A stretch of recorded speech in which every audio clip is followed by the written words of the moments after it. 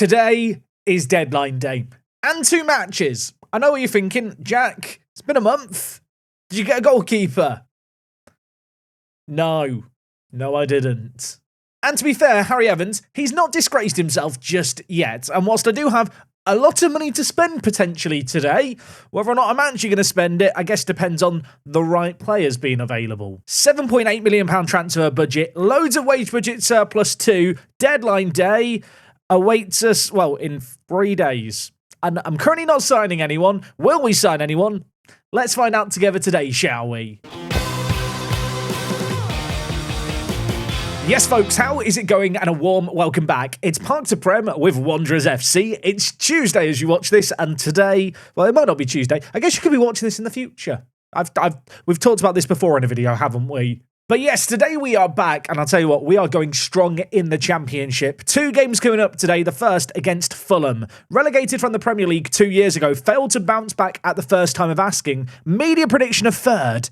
They are currently down in 18th. And the second match we have today, which actually coincides with deadline day, Blackburn. I know what you're thinking. Why Blackburn? Because they pipped me to 2nd in the league last year, and I want revenge. 4 league matches played since that last episode, the first of which was this one against Burnley. No Andy White, because he's not allowed to play against his parent club. We did not need him. Aaron Ramsey, formerly of Burnley, in fact, Burnley were the team that released him. He got a goal against them there from range. He has been one of the best players in our team and one of the best players in the league to start the year, Ramsey. Sheldon then bagged his first ever goal for the club. And annoyingly, despite how good we were, we couldn't hold on to a clean sheet. Not for the first time this year. We scored a questionable own goal.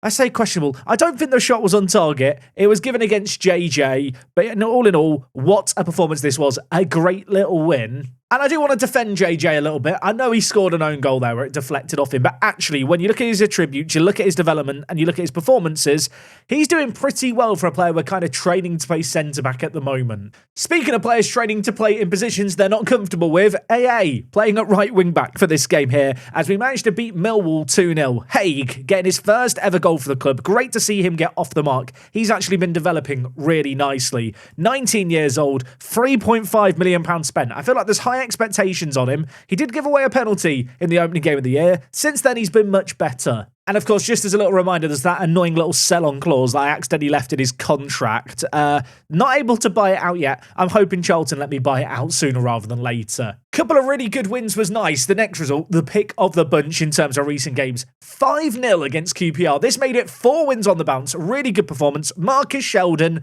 2 goals. Yes, he is looking like the real deal. 3 goals in 5 appearances so far for the striker who we did, well, smash our record transfer by signing for £5 million. 2 player of the matches, 7.66 average rating. He is looking worth every penny. Sadly, our run of wins did come to a rather abrupt halt at the hands of Plymouth Argyle. We took the lead in this game. Hutchinson to Geldhart. Hutchinson at left wing back, by the way. 5 assists in 5 games. He's leading the way in the whole of the Championship as a left wing back. Sadly, however, his goal that he assisted there was not enough. Hatswell with an absolute banger to secure a share of the spoils. Crucially, though, in this game, Carl Flood injured in the 94th minute. This man matters to us, doesn't he? He's not going to be available for today's games. So it's very early days in the league season, but here is how the Championship table is looking. Currently, we are up in 6th and defying all expectations. Of course, last episode we took on Swansea and Luton. Currently, Swansea are up in 3rd. The only game they lost was that game against us. And as for Luton, who of course we lost to 4-3, they are tied on points with us right now. Those 2 games where we really went toe-to-toe against Championship teams, at least at the early stage of the year, looking like 2 of the best teams we've played in this opening run of games. Now, to be honest, with the exception of Burnley, the rest of these games that we've played lately, games that if we want to finish kind of solid mid-table, maybe push the playoffs, we need to be winning. I suppose you can only beat the teams in front of you. As for the teams today, of course, like I said, high expectations for Fulham this year. They had a media prediction of 3rd. I made the decision to do this episode before they showed an awful start to the year. I think it goes without saying, they're going to want to turn their fortunes around. Now, in terms of transfer news, no major departures on the outs. Pig and Hal's got out on loan. Like I said, no major news. On the ins, we have made a new signing from Benfica. I know, that sounds really exciting, doesn't it? Look, I needed a right wing back, didn't I? Kevin Pinto is the man I've brought in to play right wing back. Don't worry, he is part English, his place of birth not known. It could be anywhere in the world, but according to Football Manager, he's English, and we've snapped him up just as a backup right wing-back option. Whilst I am training AA to play right wing-back, and he's slowly picking it up, I think it goes without saying when you look at the right-back area, even with the addition of Pinto, we needed an extra body there. Kevin here joins us for a bargain fee. £23,000 for a player who, whilst I don't want him to be a regular starter in the Championship, I think if we need to call upon him, he can be called upon. Maybe a little bit of potential, really good physicals. Just a shame in his debut, he managed to get injured. So he's not available today. So like I said, really good start to the season. We're going to hope to keep that momentum going today. Aaron Ramsey, standout performer thus far. 5 appearances, 1 off the bench as well. 5 goals to his name, 7.48 rating. He has been crucial to everything that we've done going forward. I do feel like between Sheldon White and Ramsey, we've got goals. I am still playing with this cautious mentality, and I think the best thing of all has just been how good defensively we have been so far this year. I mean, look, don't get me wrong, we're not quite on the level of Luton, who've only conceded 4, of which we scored 3 of those via Dane Scarlett, but by our own standards, where we've not been that good defensively, 8 goals conceded is nice, and from a goal-scoring point of view, we're not leading the way, but 16 goals as a newly promoted team feels good. Like I said, the other man who's had a really good start to the season as well, Amari Hutchinson. A little bit of a decline in his ability. Presumably that is because we're training him to play a new position. That will detract a bit from his overall footballing ability by adding another string to his bow. But so far, he's been great for us. A couple of these assists have come via set pieces, but nevertheless, set pieces still count. And in terms of defensively, he's not been a liability yet. Anyway, we are going to get into game at number 1 today. Like I said, it's against Fulham, a Fulham team who are looking to bounce back. They did play midweek when we didn't in the Carabao Cup. Wonder if that might work out in our favour. Obviously, in terms of team news, like I said, Carl Flood out injured as the deep line playmaker. It means that JB is going to come in and play as that more defensive midfielder for us. Definitely one of those positions where we have the biggest drop down in quality by playing a backup. But JB's been in here a while. I feel like we can trust him. Hopefully, obviously he lacks a little bit defensively compared to Flood. That's not going to be something that hurts us with Hutchinson also on that left-hand side. It's weird, right? When I kind of decided, let's do deadline day as an episode in these 2 matches, I figured we might be in a situation where at this point in the year, I'm trying to figure out gaps in the team, maybe places where I need to go out and immediately improve the squad. Truthfully, based on how the season started, I don't really want to sign players for the sake of it. I don't want to make rash panic signings. The whole team's playing well. I'm hoping we're going to keep the form going here. We've looked good lately. We're up high. I'll be honest, trying to keep up with the likes of Bournemouth, Norwich, some of those bigger teams in the division feels like a tall order. But the longer we're towards the top, the more I'm going to dream. Of course, we've not played many of those big teams yet. At the moment, we're playing those mid-table teams. Big games to win, don't get me wrong. And, well, this would be an even bigger one to win if Hutchinson could put in a ball of quality. He's going to whip it towards the back post. Edmondson's there. And the head is just the wrong side of the post. Okay, Ramirez with the ball in goal for Fulham, looking to get it forward. We've got some big players at the back who can win the ball in the air, just like Mbete did. We get the ball really nicely through the middle. 3 one-touch passes. Ramsey's shots blocked. Falls to Hutchinson still. He goes down in a heap. We're racking up early pressure points here. Fulham on the back foot. We look threatening from one corner. We're going to go for the exact same game plan again. You know where we're going. You know what we're aiming for. Edmondson, what can you do? The answer's nothing on this occasion, but Fulham are on the ropes. Ramirez throwing the ball out for Fulham here. So far, so good as far as I'm concerned. We've had them, well, where we want them, I feel like at the moment. We are creating plenty despite having so many players behind the ball. Our front 3 are running rampant. And, well, there could be another chance here because Ajaria is cutting inside. Gives it to JJ. Wide to Mbete, who's going to switch over to Hutchinson. Perhaps the most creative player in our team. He cuts inside. And, well, maybe you should leave the shooting to the strikers, but still pretty positive signs. 7 minutes left of the half. It is still all square. Fulham yet to have a highlight in this game. To be fair, they've had 1 shot all game. We've yet to test the goalkeeper, though. And the wait for that goes on. That header goes over. Bowery with the ball. Switching it over to Bree. Fulham, you've got to imagine at some point they're going to create something. And given all our squandered opportunities, it's going to be frustrating if we don't get more from this game. Because I feel like we deserve a fair amount. But, well, maybe there can be a chance here. A goal before half-time might alter my team talk just a little bit. JJ, wide to Ajaria, plays it inside. Ramsey's there. Poor first touch. Ball is cleared away. And now Fulham in possession trying to make something happen here. Andreas dropping deep. Diallo even deeper. You can see here the passes into the midfield just cut off. Sheldon gets the ball and he misses the target completely. I'll tell you what, it's one of the most dominant first halves of football I think I've ever seen, where we've only had one shot on target in it. We've been so good in this game despite a lack of possession, but finishing has let us down. I've told the players I'm not happy. Ramsey's demotivated. Can I cheer him up? You have the ability to make a difference. He loves it. He stood up, he clapped. Let's get into the second half. Hutchinson looking to get the ball to the back post. Edmondson is under it. Edmondson scores. The writing's been on the wall for a while, and Fulham have finally realised it. And our players have finally realised we should probably actually score a goal. Amari Hutchinson to the back post. Of course, Edmondson, double figures for goals last year. I don't think he's quite on the same pace this year yet, but I don't know. The captain's turned up with a big goal there.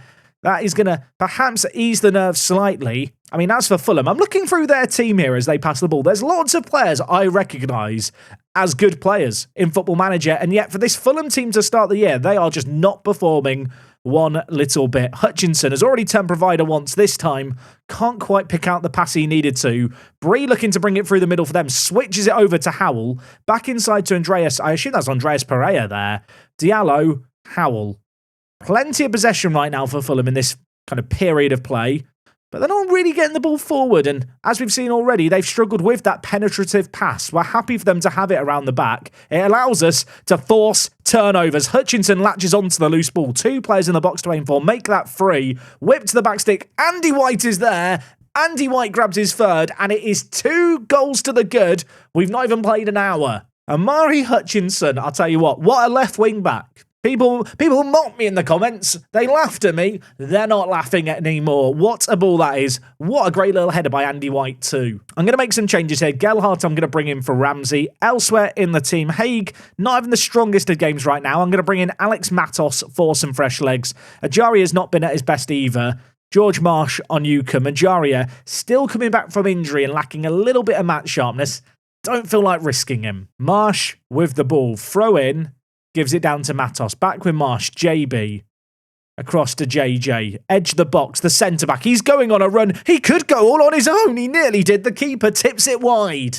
I mean, if Fulham want to make a comeback in this game, they need to score sooner rather than later. And I'll tell you what, it's a familiar sight. It's us finding a loose ball and being wasteful with the chance that comes our way. George Marsh has had a rush of blood to the head there. Not great. Fulham have just been incapable of breaking us down in this game. They've got some great players, and yet in the final third, there's just been no production whatsoever. Got to feel a little bit sorry for their strikers. Of course, having said that, watch them now score here. Andreas through the middle, shoots. I mean, it's nearly dipped in, but it's not a good effort. For a 2-0 game, there's been a ridiculous number of highlights in this game. Editing Jack may have cut some of them out for the sake of the viewership experience, but will he have to cut out this one? Sheldon, back post, Edmondson, parried off the line. Andy White gets the rebound. It's 3-0. It's over. Sheldon whipping the ball to the back post. Headed in by Edmondson. Ramirez, I mean, not the best of goalkeeping there, is it? No help from his defence. Andy White grabs a second. And goal line technology, the first one didn't go in. It's definitely an Andy White goal. You can actually see from the heat map here for Fulham, we just pushed them into the wide areas and they couldn't create anything going forward. Really, really good display from us. Harry Evans, 7.5. I don't know why I ever doubted the goalkeeper. Admittedly, he didn't have a lot to do this game, but he did what he needed to. There's something extra satisfying about doing well in Football Manager, playing on a cautious mentality. Like, it feels dirty and good at the same time. It's like when you play a cheesy strat in a video game. Like, it shouldn't be working, but it just is. Amari Hutchinson, 2 assists. I absolutely love that, man. Look where we are in the league. I mean, Sheldon has been immense, according to the media. He's driven us forward. 19 years old. This man is the future. Anyway, like I said, game number 2 today is Blackburn. It coincides with deadline day, so I'll be back 9 a.m. sharp on the 1st of September to see if we're getting any business done. I'll tell you what, always rated Caleb Handsome. Yeah, he's had a fight with the Norwich manager because he wants to move to Wanderers. Will they let me loan him now? They will let me loan him now, but they want a £1 million monthly fee. Yeah, that ain't going to work, is it? I'm not paying them £12 million to loan him for a year. I'll make a loan offer, right, that is just paying his wages. I'm going to just make the offer, Going to make it non-negotiable. I hope they reject it and he kicks up a stink. It's not even deadline day yet, and the mind games are coming into play. Loan bid rejected. I'll just hit cancel. I'm not paying them £1 million a month to loan a goalkeeper that I got for cheap last year. Plus, do I even need a goalkeeper? Addons in the Media Dream 11 for the week. I mean, he's got 3 clean sheets in 7 games. The man's a god. Apparently, a quiet deadline day is expected. We will see about that. We are going to take part. The whole UI has gone yellow. Things feel dramatic. In terms of our players attracting interest, Flood is the only person attracting interest. Obviously, I've told him I'll sell him if £17 million comes in. I don't see anyone bidding that. In terms of contracts expiring, Connor Pye and Joe Taylor are the problem players. They both have reasonable valuations. I know that for Pye, he wants to stay, but I'm not going to be able to sign him on £11,000 a week.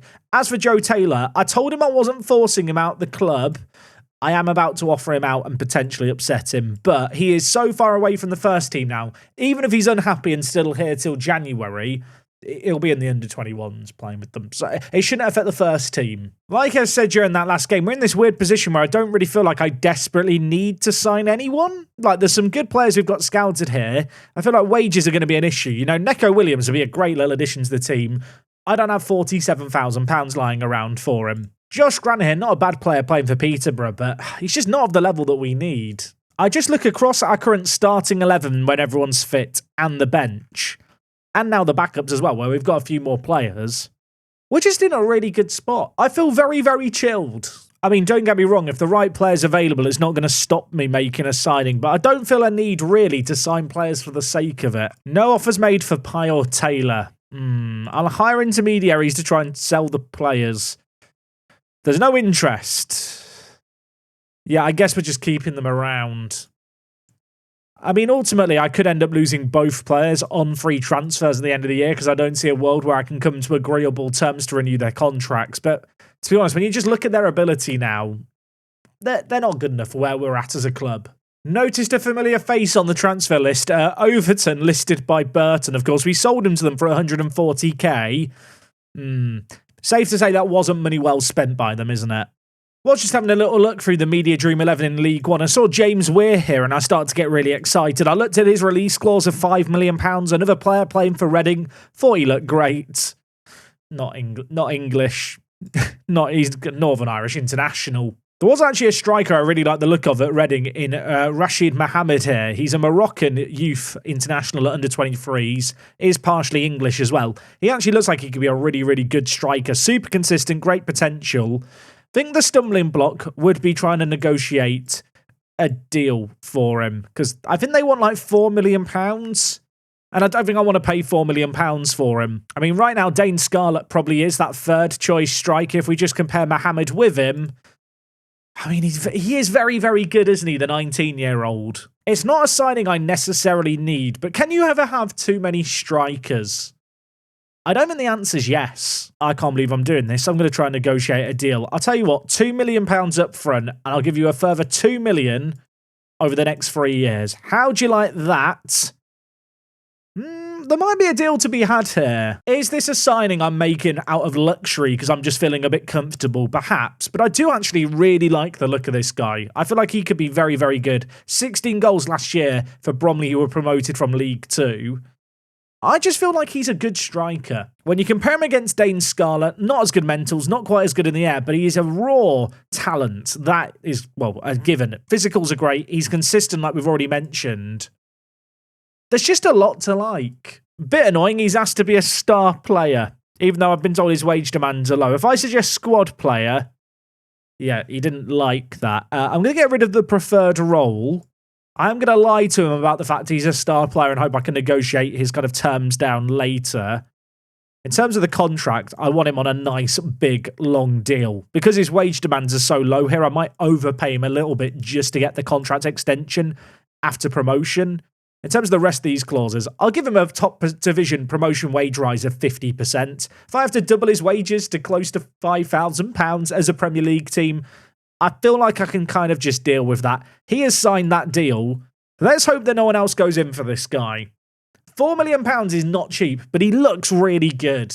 It's quite funny as well. We're just turning Reading casually into our feeder club. How the tables have turned. 6 hours till deadline day is done. We've got a match to play soon. When are we playing the match?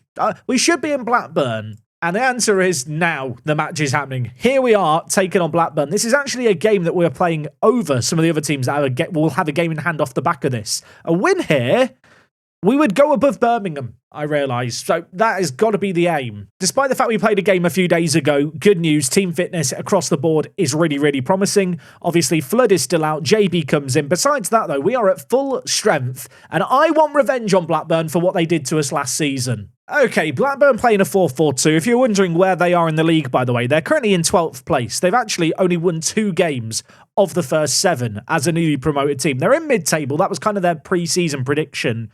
Away from home today, I'm hoping that our lower reputation is going to work in our favour. Still playing with the cautious mentality. Want them to be invited on and press us. And as they press us, we can then look to exploit the space in behind. Ramsey gets a lot of time and space ready with 2 defensive mids that have the ball a lot for us. Their centre mids already baited to get forward. Opens up space in front of the defence. For chances a little like that, Amari Hutchinson almost got another assist there. Sadly, Sheldon glazed his shot over. Blackburn having plenty of the ball and also having a few shots to their name, to be fair, but you can see we are racking up an XG total despite not having a shot on target. All in all, though, has been an even game so far. Certainly not shutting down Blackburn like we did Fulham. Cornelius with the ball at the back for them gives it to Pickering. A little bit of space on this left-hand side for him to move into. Tries to pick out Batty. Doesn't work out. And now Evans, who's very good with the ball at his feet, gets it out and to JJ. He is going to look to lump it towards Andy White, who is in behind here. Andy White, it's not a pretty goal. It's not a sexy goal. Slightly route one. We do not care. Blackburn playing a super high line here, showing no respect to the pace that we have in our attack. And Andy White, well, you don't want to give him an opportunity like this. Gets in behind. 1 touch, 2 touch, bang. 1-0. Last season, Andy White was a little bit quiet. So far in the Championship, he is thriving. He's looked really, really good. Obviously, 2 goals last game, a goal in this game as well. It's a great team performance, it has to be said. 90 seconds left of this first half, having taken the lead, not seen anything in reply from Blackburn. And in fact, we're on the attack here, and Marcus Sheldon is scoring. It's offside. It's offside. I saw the flag on the far side too late. I was already celebrating internally. And with that disallowed goal, it is only 1-0 at the break, but what a first half that is. I'm a little bit concerned that with this style of play that we play, it kind of relies on teams to underestimate us and attack us and give us that space in behind to hit. If we start playing well like we are, teams might start to show us a bit more respect and be a little more conservative. And if that happens, this game plan might not work anymore in the second half of the year. That is a genuine concern. Okay, now we're played in this game, going to make some changes. Dane Scarlett's going to come in at pressing forward. Gelhardt as well, going to come in for Aaron Ramsey. Bigged him up at the start of this episode for all his goals. Been very, very quiet today. Elsewhere in the team, Pinto still coming back from injury, not really fit enough to play at right wing back. Ajaria still not match sharp either. He's slowly gaining that match sharpness. AA going to come on and play right back for us. We do have 2 more subs. We'll hold them in our back pocket in case we need them. I'm going to hope that, bringing in AA at right wing back isn't going to be a mistake, although a highlight starting on the left-hand side for them scares me a little. Marcel cutting inside, putting it in, and it's Beatty to make it 1-1. In a game where we've looked really, really good, we're all even. Heap to Britton to Marcel. Lots of space in behind here, it has to be said. Hutchinson maybe a little out position. Not sure where Mbete was at left centre-back there either, to be fair. Blackburn last year were just a pain in the arse in League One. I don't feel like in the league games we had like any classic matches against them, but of course they leapt over us on the penultimate day of the year. I wanted revenge against them here. It felt like we were going to get it, and all of a sudden we find ourselves a goal down. We were playing so well. I made some subs and now we've capitulated in the space of 2 minutes. Britain working the ball down one side here. JJ's got a man. AA's got a man. Well, here's the issue. AA did not have his man. Blocks him. Scores. Not going to blame Evans for that one. Right, it's time to fire up the players now. I'm going to get angry. I'm going to scream in their faces from the sideline. Call them in for a little huddle. And we're going to go again here. AA to Andy White. The old guard linking up. Can AA get the ball into the box? He does. Falls to Andy. Penalty's been given by Simon Hooper.